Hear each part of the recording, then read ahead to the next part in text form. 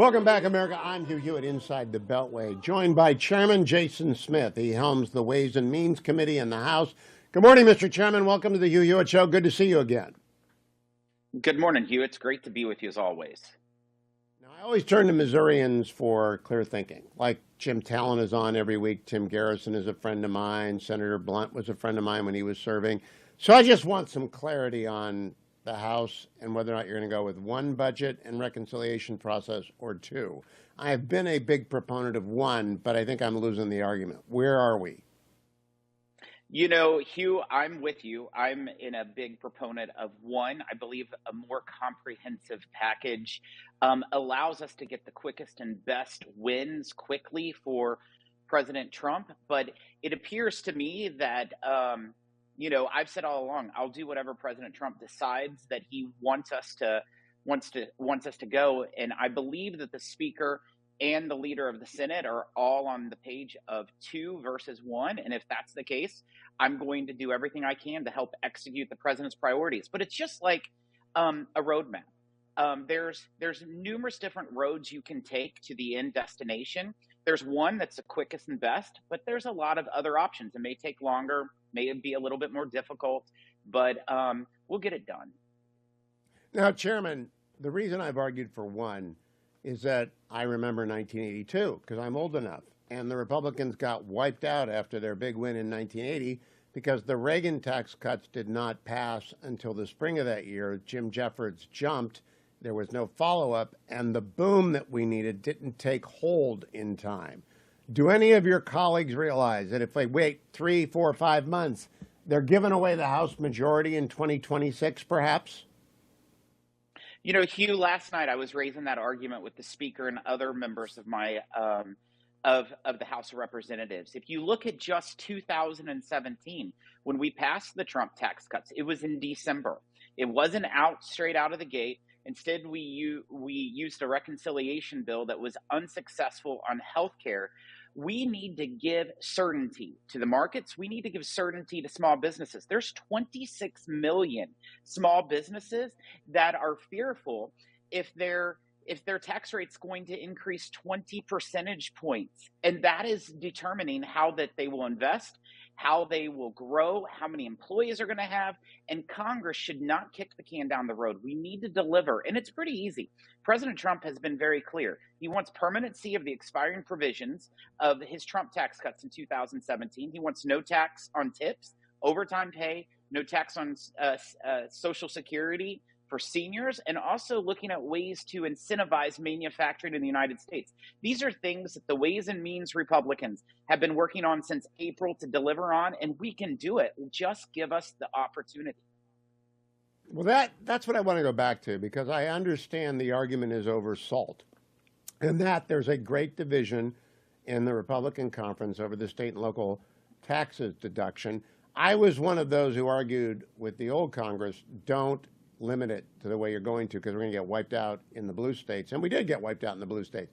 And maybe that's a difficult negotiation. But can't you do everything other than SALT and then come back to SALT in a second reconciliation?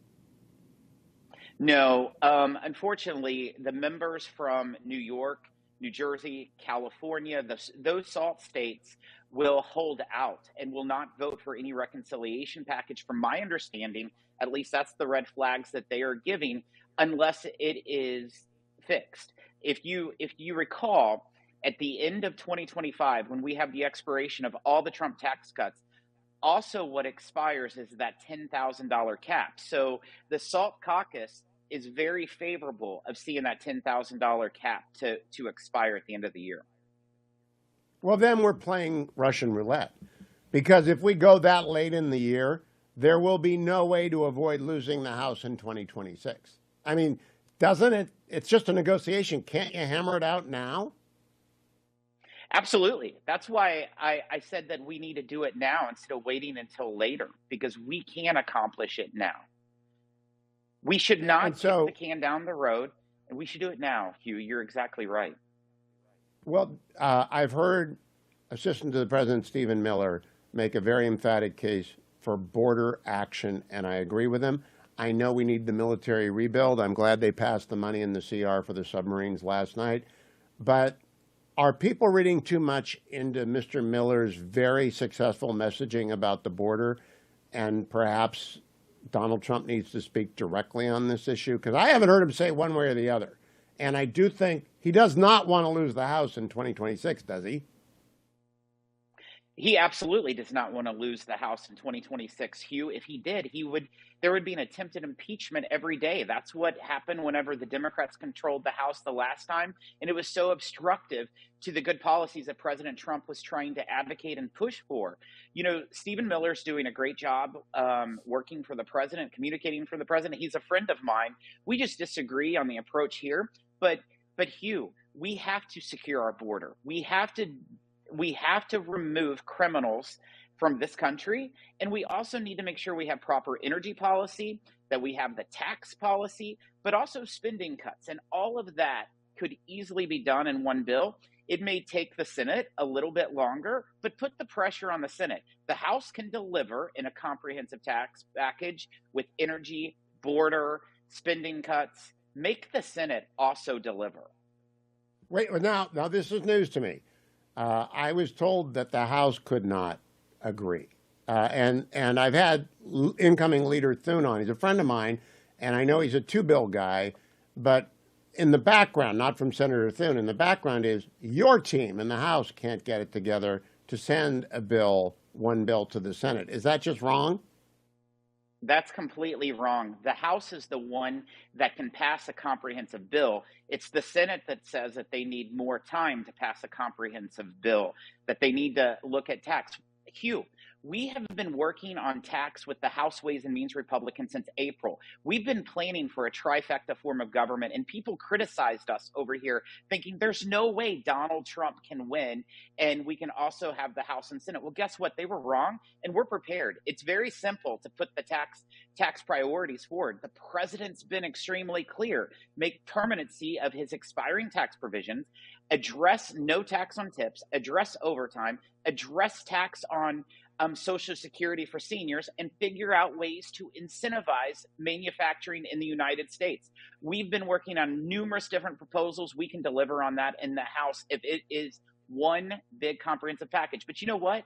Regardless if it's one or two, Hugh, I'm going to work my tail off to deliver for the president, because that is not only delivering for the president, it's delivering for 77 million Americans who supported him, supported the agenda, and they have been suffering under the last 4 years of the Biden-Harris administration. If we went with one bill, Congressman, what does the House version of the compromise on SALT look like? Because that's the big sticking point. Everyone wants the taxes on tips gone, all the other things. There's no disagreement in the caucus, but there's disagreement on SALT. What's the compromise look like in the House? Yeah, well, that hasn't been completely decided, but I'll tell you, we've been working with the SALT caucus for almost a year, and we're definitely going to have to increase the $10,000 cap. What that number is hard to tell. We've been analyzing what is the average SALT deduction for the median income household in various congressional districts. And so it does need to get increased. But let me tell you, it's expensive. Just increasing it a little can be in the hundreds of billions of dollars. Whenever we put that $10,000 cap back in 2017, it saved about $800 to $900 billion, and that's the same as today. However, 10,000 cap is not going to be something that the SALT caucus will agree to, and we can't lose one vote. We have the smallest majority in the House of Representatives since before any Congress, before World War I. And so we're going to have to listen to everyone. But I think that increasing it to what would be close to the average in these congressional districts is a good way to go. Yeah. I don't envy you your job. I barely made it through tax in law school. I wandered out of the tax final exam like my Gallipoli, so I don't really know tax policy. I'm not going to pretend to. But it doesn't seem to me politically very difficult. If the tax bill gets passed early, the economy takes off more quickly. We grow our way out of the deficit. We grow our way out of our energy production. But we've got to get started. And I am afraid. I wonder, do you guys talk about acts of God and losing the majority? Because we could lose the majority by the time you get around to Bill 2. That's exactly right. Unfortunately, I've seen numerous of my colleagues be in car crashes and lose their life. Other individuals have health issues. And when you're looking at a majority that's going to be nearly around 217 to 215 whenever the president's appointments get confirmed, that's a very, very razor thin majority. So don't take any risk. And also, you never know. You never know what members will do from time to time. And let's act early. Let's get the job done for the American people. The certainty that extending these tax cuts, what it can do for small businesses and working families and farmers, what it can do to the economy. If we just grow the GDP 1 percentage point over the next 10 years, that will bring in $3 trillion of revenues into the federal government that will help reduce those deficits. And we saw that when we passed the Trump tax cuts in 2017. The 2 years following passage of the Trump tax cuts, we saw over a 1% GDP growth, and then COVID hit. So imagine if COVID would have never hit, what would have happened in that 10-year period. So if President Trump comes out and says, I would like the tax cuts made permanent in the first budget reconciliation bill, I am hearing you say the Republicans in the House can do that. It's up to the Senate to pass it. Is that correct? Am I hearing it correctly, Mr. Chairman? It's exactly right. If that's what President Trump came out and said he wants one comprehensive package to make sure the tax is in it, we will deliver in the House. I will not be going to sleep until we're able to cross the finish line to deliver for the president and for the American people. The American people deserve Congress to deliver for them, to create the certainty and make their lives better. I just don't. I really don't understand. They're going to end up with impeachment if we lose the House in 2026. And if we don't get this tax bill passed, the economy's not going to take off. So more power to you, Mr. Chairman. Make the argument one more time. I am with you, but I don't know that we're winning. I hope you go back in there and wrestle with the alligators a little bit more. I appreciate your time this morning. Jason Smith from the great state of Missouri. Don't go anywhere, America.